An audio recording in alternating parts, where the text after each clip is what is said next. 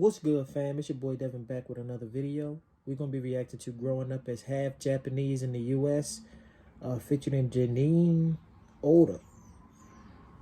Now, I probably fucked that up too.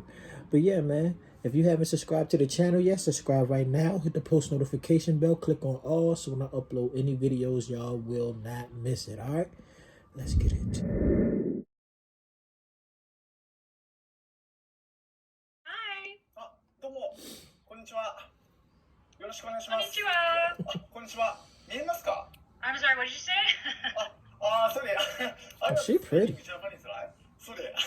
Okay, that's cool. Actually, I was Japanese lesson with my students, so sorry. Oh, okay. Oh, How cool. you don't speak Japanese? No, my dad's from Hawaii. Have you heard of Gardena? I'm not sure. Okay, so Gardena in California has the second biggest Japanese population compared to Little Tokyo in Los Angeles. So we had a lot of Japanese nationals come here from either Hawaii or Japan. So I have a lot of my friends' grandparents they still live here, and they're from Japan and everything. But I think moving to America and stuff like that, for a lot of them, they don't speak Japanese. I have a lot of friends who are half Japanese, half white, and they don't speak Japanese at all. If I meet somebody who speaks Japanese, it's like, whoa, and they're half. It's really uncommon. I see. That's interesting. I'm interviewing half Japanese people living in Japan. Okay, cool. Yeah. So they obviously speak Japanese, right?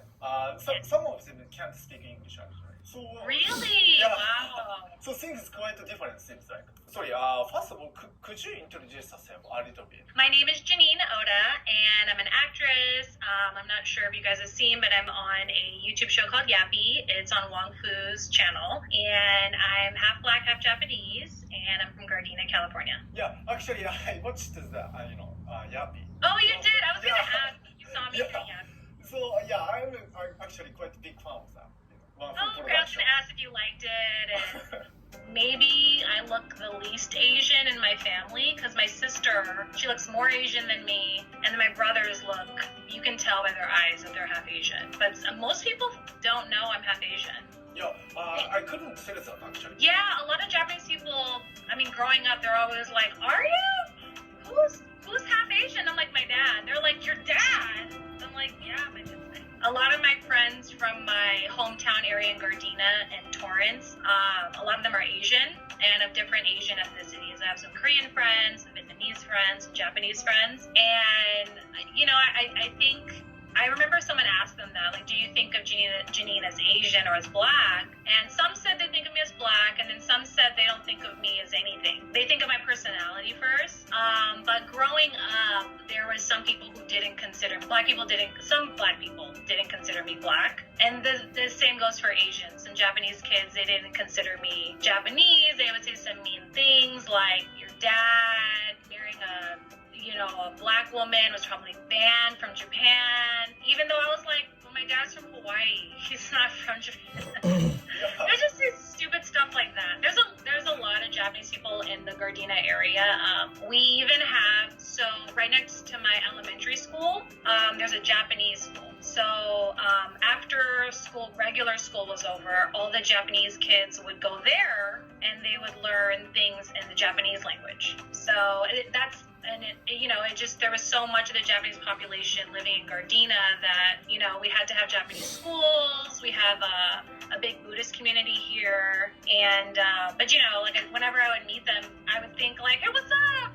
Let's be friends. And they were always just like, no, I remember kids would call me hafu. I think they call that term. Yes. Yeah, and they said it in like a bad way. They kind of said it like, I don't know, they said it like I was like something was wrong with me. Like they'd be like, no, you're a hafu.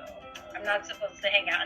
They wouldn't say I'm not supposed to hang out with you, but they would say it like that. And I didn't know what that was, so I just was kind of like, okay, I guess.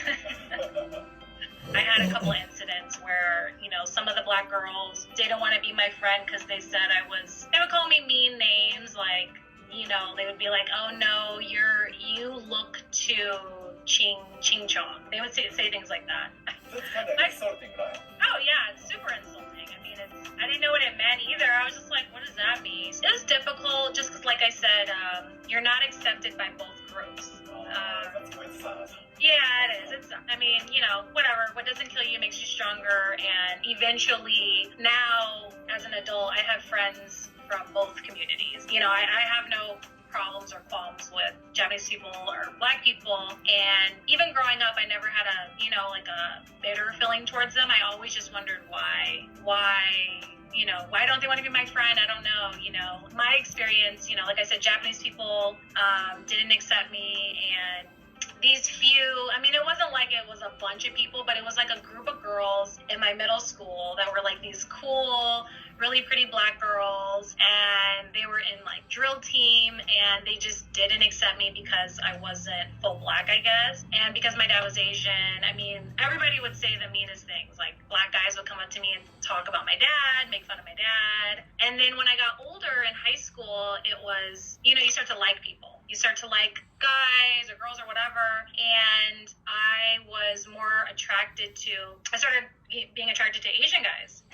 And yeah, so, but none of them liked me. They were always scared. I think, you know, like most communities, people don't, they might be afraid of change, something different.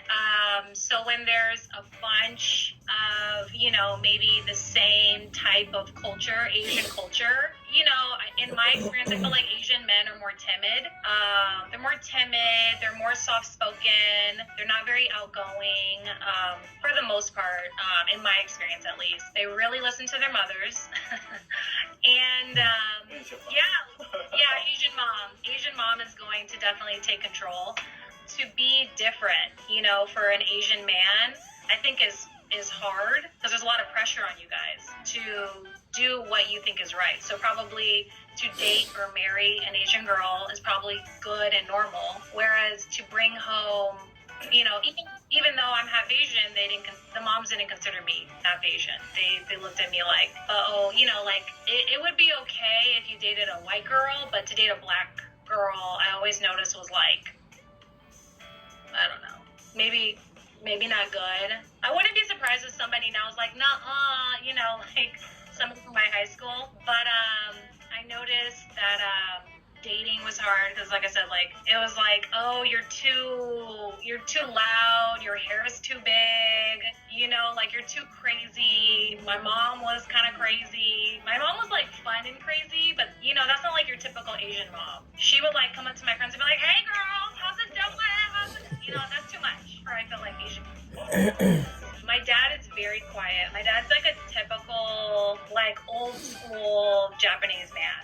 Like, quiet, doesn't talk a lot, short-tempered, you know. My dad, it's funny. So he met my mom here in LA, and they ended up getting pregnant before they got married. Before getting married. Yeah, and you know how that is in Asian culture. That's like really bad.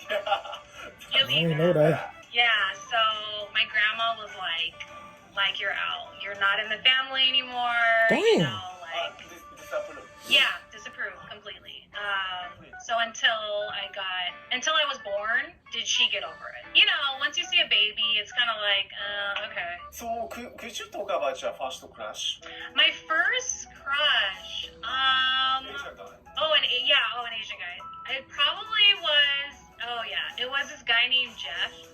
And he was half Chinese, half Japanese, and we played tennis. There's a lot of Asian sports leagues out here, so there's like Asian basketball leagues, tennis, baseball, everything, and there are mainly a lot of Japanese people in them. So we played in a tennis league together, and it was a Japanese tennis league, and we also went to, I believe, like 1 or 2 years in the same middle school.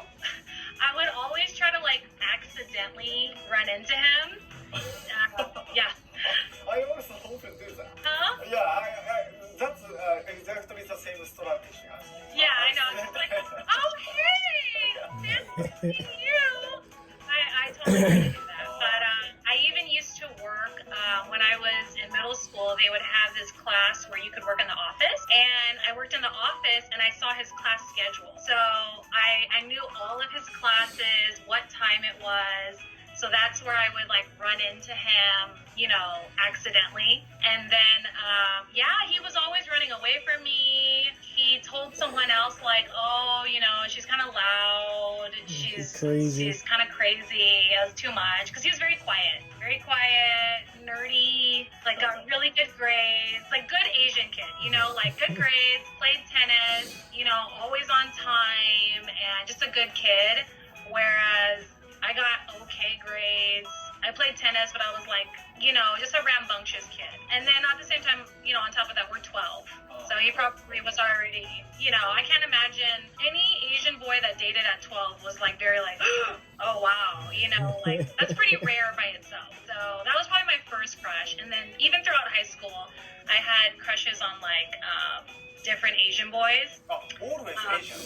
Always Asian throughout high school, and then it wasn't until college that I started liking. I just gave up. I gave up on Asian boys. I couldn't take it anymore because I got rejected one too many times. So yeah, I got rejected every time.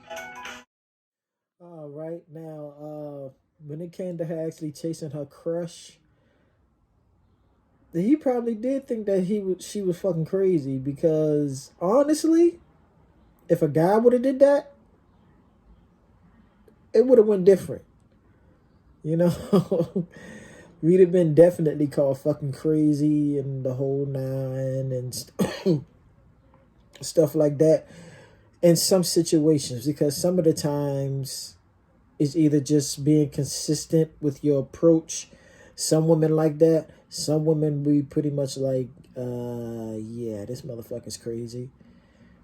But then sometimes eventually they start like, he is consistent. He's persistent with it. So sometimes it works, sometimes it don't. That's all I'm pretty much saying. But this was pretty cool to hear, man, to learn from. I never knew that they disown people from their own family just because they got babies. But then after a while, But, I mean, that's pretty crazy. But I guess that's what happens. But yeah, man, y'all like the video, smash the like button, comment down below, share the video, and subscribe to the channel, folks. All right, we're gonna get to that 300, man. Trust and believe that. I'm gonna keep putting the content up. I got y'all, man. I'm trying this new thing with the videos where y'all can actually see the video that I'm reacting to bigger, then y'all can see my reaction. Let me know in the comments if y'all actually like what's going on, like the new concept of what's going on, because I'm working on getting a green screen so I can actually make them a little bit more better, okay? But yeah, y'all just let me know in the comment sections, all right? Peace, love, blessings. See y'all in the next video. Yeah.